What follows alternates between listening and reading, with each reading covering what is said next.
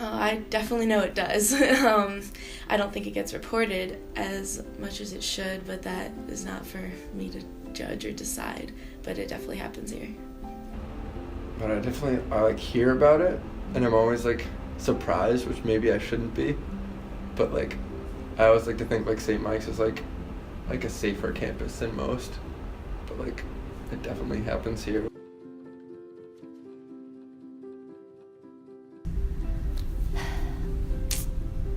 Yes and no. I think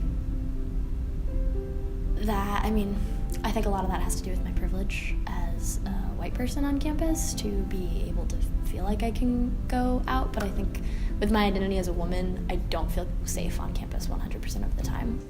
Most of the time, yeah, I do. I think the times where you feel unsafe is probably on the weekends and late at night. If you are walking around alone, no, it doesn't feel good. You should always stick with a buddy. Consent is saying yes, and if I don't say yes, then that's not consent.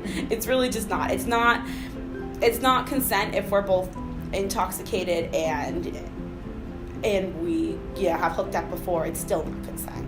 You have to. It's that clear line of saying yes, I want to do this, and yes, I feel comfortable with this, and it's that whole communication piece.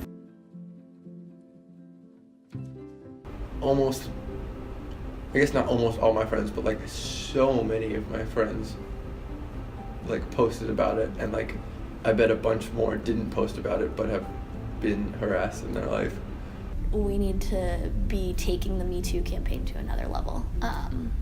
There's such a thing as the statute of limitations, and there's power in just being vulnerable and sharing the story, but the accountability, in my opinion, has to be there. It was started by a black woman and it picked up very little attention or traction, and I think that in itself is kind of an issue. And I also think it can be a little triggering to survivors who aren't ready to share their stories, and seeing them plastered all over the place and kind of feeling like they need to be outed and share their opinions as well when they might not be comfortable doing that. So I think those are my kind of issues with it, but it's hard to have issues with something that gives so many people a voice and so many people to feel empowered. I think it's been transformative and liberating, but also at times very overwhelming and disheartening.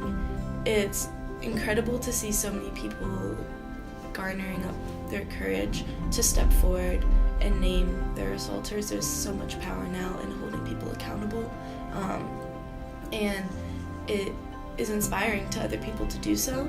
However, I think the problem with it is that with so many coming forward, you're seeing it everywhere now, and it's really it's upsetting. It's absolutely upsetting. You scroll through social media and you see one after another, and that is really shocking, and it's people when you know.